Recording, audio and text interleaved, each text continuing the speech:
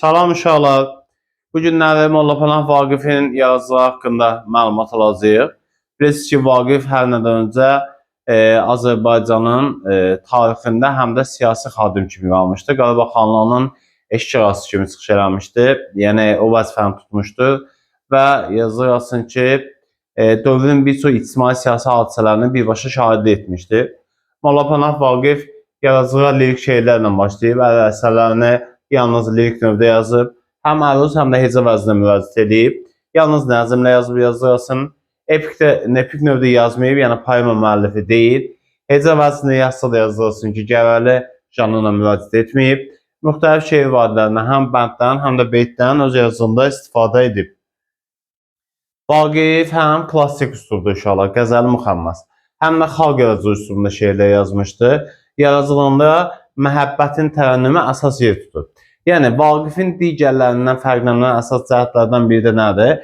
Vaqif realizm, sadəlik, xərqliyi daha da öz əsərlərində üstün şəkildə göstərirdi.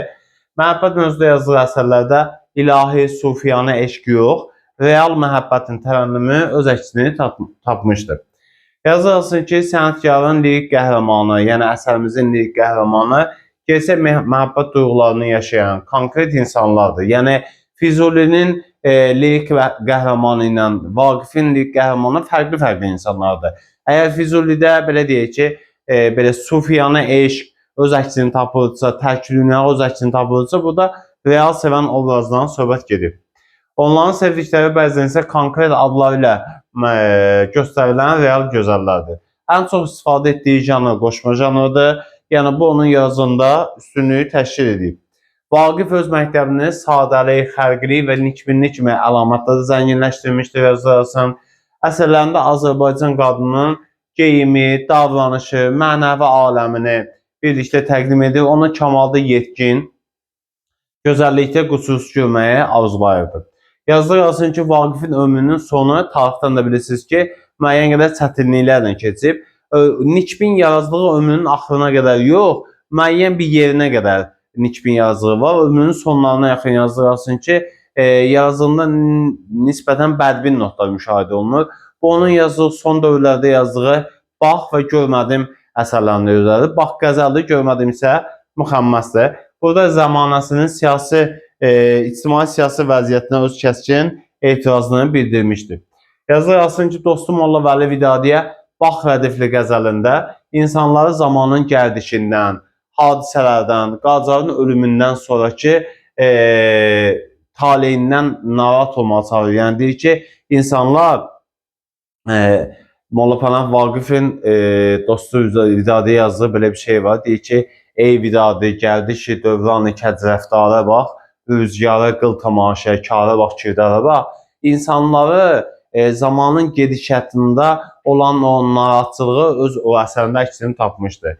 Üz sevir Ağa Məhəmməd xandan, ey kəmtərgəda, ta həyatın var ikən nə şahə, nə xunxara bax. Sonra uşaqlar Görmədim müxəmməsində bu da ictimai lirikanın ən gözəl nümunələrini hesab olunur, yazılarsın. Zamanəsində mövcud olan haqsızlıqlar, bütün təbəqələrə aid insanların simasında öz əksini tapmışdır. Demək olar ki, zamanəsində olan bir-bir insanlara, bütün təbəqələrə məxsus olan insanları sınaqdan keçirmiş və onların eyiblərini bu əsərdə göstərmişdir. Xah sultan, xah dərvişi gəda bir ittifaq, özlərinin qılmış giriftar qəmi dərdi fəraq. Deyir, sultan da, dərviş də, gəda da bir yerdə ittifaq olublar, birləşiblər, özlərini qəmi, bu dünyanın qəmindən uzaq sayıblar. Yəni, bu dünyanın qəmini çəkməyiblər.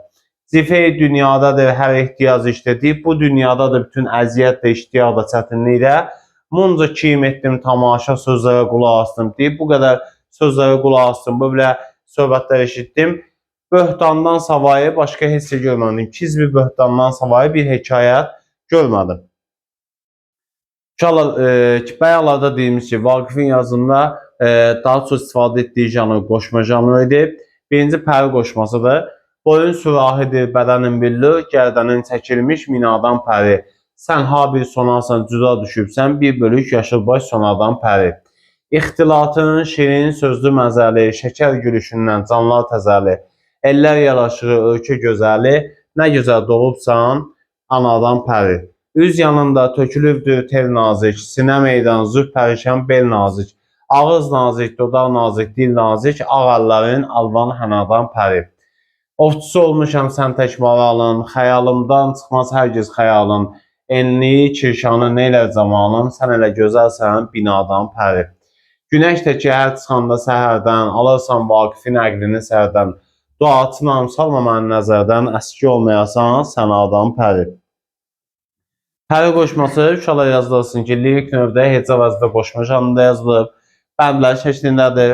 Tərənnümdən istifadə olunur. 5 bənddən ibarətdir. Son bənddə müəllifin adı qeyd olunub. Şeirdə uşaqlar pəri sözü həm də rədif mövqeyində işlənib.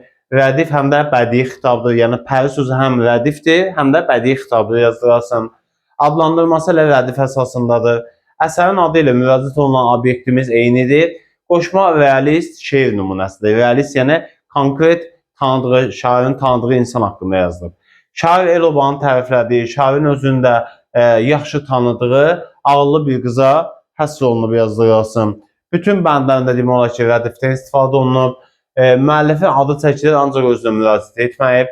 Pəri xarici gözəlliyi ilə ellər ölkə yaraşır olması əsas səbəb deyil, onun həm də daxili aləminin gözəlliyi ilə seçilir.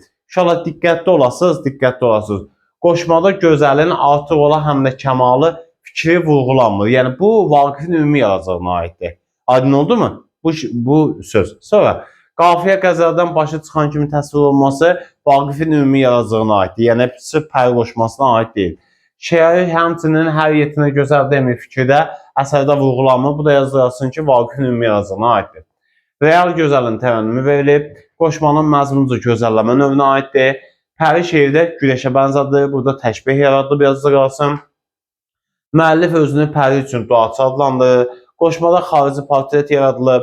Pərinin anda olandan gözəl olduğu vurğulanıb. Qoşmada lirik qəhrəmanın sevgi duyğularına yer verilmişdir. Sonra uşaqlar, keçirik harf ki yoxdur qoşması. Harf ki yoxdur qoşması ilə bağlı rəvayət var. Rəvayət nədən ibarətdir? Yazarsın ki, İbrahim xan gəlir Qarabağ xan olur, gəlir Kür qırağında məskən salır qış vaxtında. Ondan sonra təbii ki, kəndlilər, yerli adamlar da bunun həm özünün, həm də yanında gətirdiyi adamların yeməyini, içməyini təmin eləməlidirlər. İnsanlar başlayırlar bunun üçün yemək gətirməyə. Sonradan görürlər ki, qış vaxtıdır, çətinlikdir. Bunu buradan yola salmaq lazımdır. Nə edirlər? Gəlirlər Vaqifə müraciət edirlər ki, yəni vəziyyətimiz pisdir, dolana bilmirik. Hökmdar da gəlib burada onunla məcbur doydurmalıyıq, yeməyi təmin eləməliyik. Ona görə Vaqif bu şeiri yazır ki, burada belə deyək ki, həmin mənzərənin həm gözəlliğini təsvir etməklə yanaşı, həm də mənfi cəhətlərini göstərir ki, İbrahim xanı buradan apara bilsin. Kür qırağında Nəcəf seyrangahı var, yaşılbaş sonrası hayf ki yoxdur. Ucu tərcıqalı siyah tellərin hərdən tamaşası hayf ki yoxdur.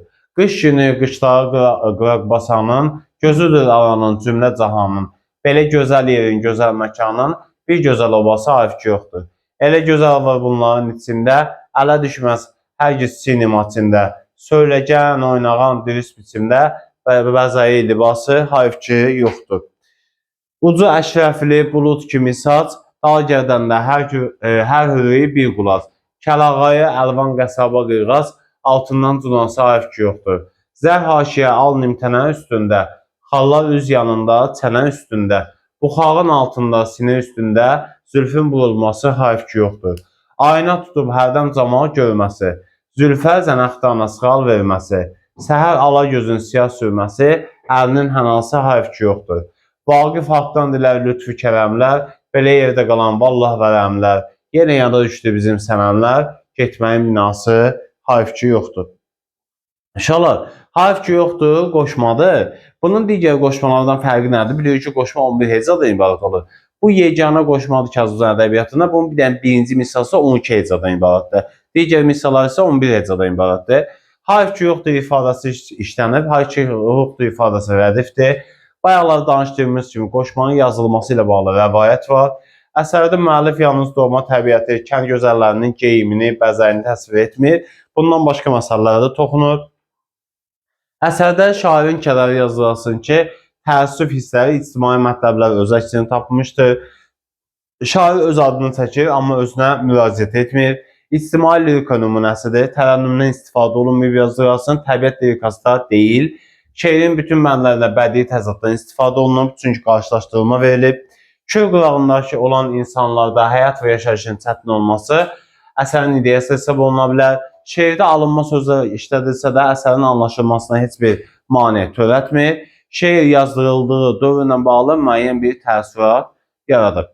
Bugünkü dərsimiz bu qədərdir uşaqlar. Növbəti dərslərdə görüşənə qədər sağ olun.